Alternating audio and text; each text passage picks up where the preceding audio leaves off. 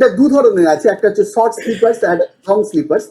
যারা short sleepers, যারা মানে কম সময়ের জন্য ঘুমান, তাদের কিন্তু তারা খুব নির্ভরযোগ্য, উচ্চাকাঙ্ক্ষী, তীক্ষ্ণ এবং সমাজে গ্রহণীয় এবং আত্মসন্তুষ্ট। আর যাদের ঘুম 9 ঘন্টা বা তার বেশি হয়, যারা লং স্লিপার্স, তারা খুব উদ্বিগ্ন, তারা খুব অস্থির এবং অল্প ডিপ্রেশন এদের মধ্যে থাকতে পারে।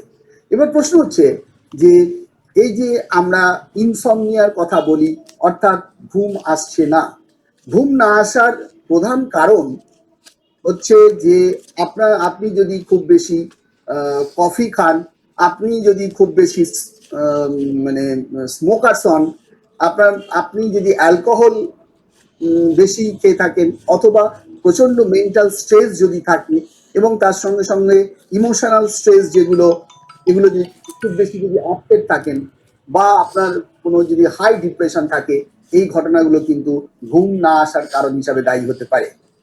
এখন হচ্ছে যে ঘুম যদি না আসে, তাহলে মোটামুটি কি কি সমাধান আমরা পেতে পারি। এটা শোয়ার সময় এটা কখনো ভাববেন না যে ঘুম আসছে না, বরং চোখ বুজে শান্ত হয়ে ভাবুন আপনি ঘুমোচ্ছেন। শোয়ার আগে কোনো রকম চেঁচামেচি নয়। হাত পা ভালো করে ধুয়ে নিন, ঘাড়ে কানে লতিতে ঠান্ডা জলের ঝাপটা দিন। শুতে যাওয়ার আগে অন্তত 2 ঘন্টা আগে চা কফি কিছু খাওয়া যাবে না। রাতে বেশি করে কার্বোহাইড্রেট জাতীয় ফুড খাবেন না, এবং গরম দুধ একটু মানে খেতে পারেন। আর রোজ একটা নির্দিষ্ট সময় ঘুমোতে যেতে হবে।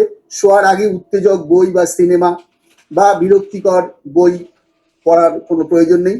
আর চোখের সামনে ঘড়ি রাখবেন না। সবচেয়ে যেটা গুরুত্বপূর্ণ এখন, সেটা হচ্ছে যে মোবাইল বেশি সার্চ না করাই ভালো, অর্থাৎ মোবাইল বেশি ঘুমের আগে না দেখাই ভালো।